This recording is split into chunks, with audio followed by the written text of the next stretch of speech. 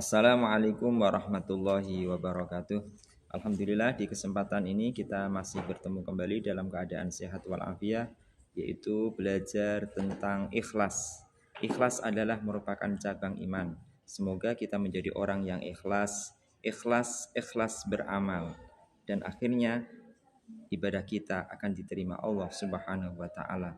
Sebab ibadah ketika tidak ikhlas maka tidak diterima Allah Subhanahu wa taala.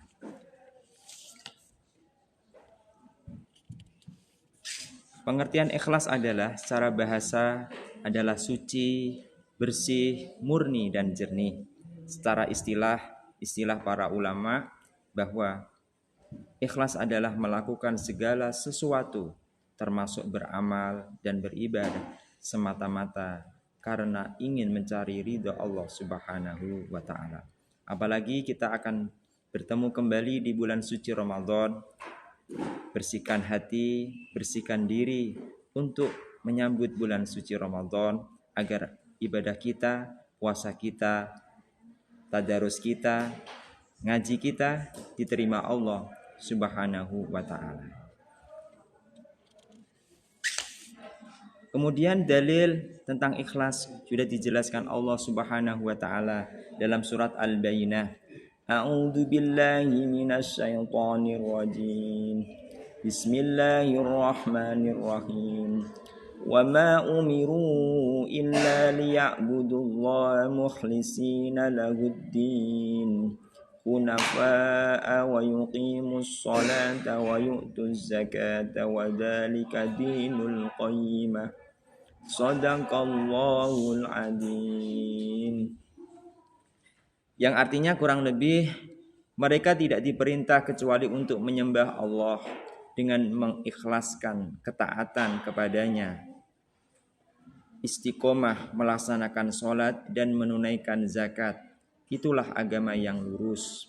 Dari ayat ini jelas bahwa kita beribadah kepada Allah Subhanahu wa taala murni, tidak ada kepentingan lain kecuali hanya mencari ridho Allah Subhanahu wa taala.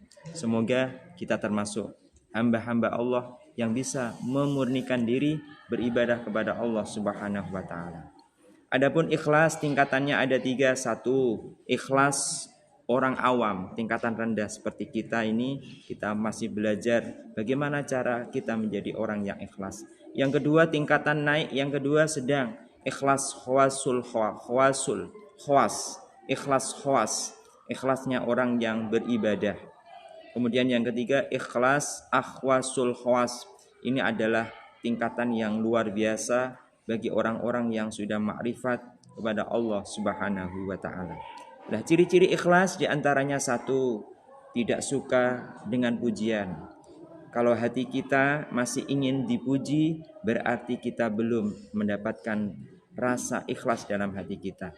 Yang kedua, tidak pernah berambisi menjadi pemimpin, selalu mendengarkan nasihat, selalu mendengarkan masukan, selalu mendengarkan pandangan-pandangan teman-teman kita. Yang keempat yaitu menganggap pujian dan hinaan adalah hal yang sama. Andaikan kita dibuli, kita diejek, biasa saja. Sebagai bukti kalau kita sudah masuk dalam kategori ikhlas. Berbeda ketika kita masih ada rasa jengkel, ada rasa ingin dipuji, kecewa, maka hati kita belum ikhlas. Maka dengan kajian ini semoga kita menjadi orang yang ikhlas. Amin ya rabbal alamin. Kemudian melakukan amal baik, melupakan amal baik dan hak amal baiknya. Andaikan kita melakukan amal baik, jangan diingat-ingat. Andaikan kita bersedekah, jangan diingat-ingat. Kenapa tidak boleh diingat-ingat? Karena kita tidak tahu diterima apakah tidak. Ya kalau diterima, kalau tidak ngapain kita ingat-ingat. Semoga kita menjadi orang yang bisa menjaga diri dari ikhlas. Amin ya rabbal alamin. Nah, di antaranya cara menumbuhkan sikap ikhlas, apalagi di sekolah atau di rumah atau di masyarakat. 1, perbaiki niat di setiap aktivitas yang kita lakukan. Jaga niat, luruskan niat. Jangan sampai pekerjaan yang kita lakukan tercampuri noda-noda kepentingan, dan akhirnya apa yang kita lakukan tidak dihargai Allah Subhanahu wa taala dan akhirnya sia-sia. Yang kedua, selalu menjadikan Allah dalam setiap tujuan. Apa yang kita lakukan, tujuan kita hanya mencari ibtigha'a mardhatillah, mencari ridha Allah Subhanahu wa taala. Kemudian yang ketiga, berdoa kepada Allah agar diberi keikhlasan, bergaul dengan orang yang bertakwa, meningkatkan ketaatan, dan memaksakan diri untuk belajar ikhlas. Karena ikhlas tidak instan, perlu belajar, perlu waktu. Untuk itu, marilah kita belajar terus, belajar dan terus. Kemudian yang terakhir, cara menumbuhkan sikap ikhlas, muhasabah, introspeksi diri. Apakah kita sudah termasuk orang yang ikhlas? Apakah tidak? Mari kita selalu muhasabah.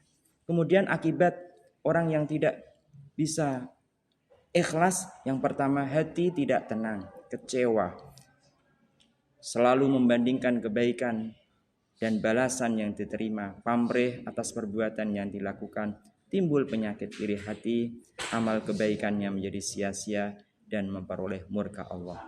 Manfaatnya apa? Satu, mendapatkan ketenangan, mendapatkan balasan Allah, dinaikkan derajat, dan akhirnya mendapatkan kebahagiaan. Rabbana atina fid dunya hasanah wa fil akhirati hasanah wa qina adzabannar. Semoga bermanfaat kajian di kesempatan ini, menjadi orang yang ikhlas. Wassalamualaikum warahmatullahi wabarakatuh.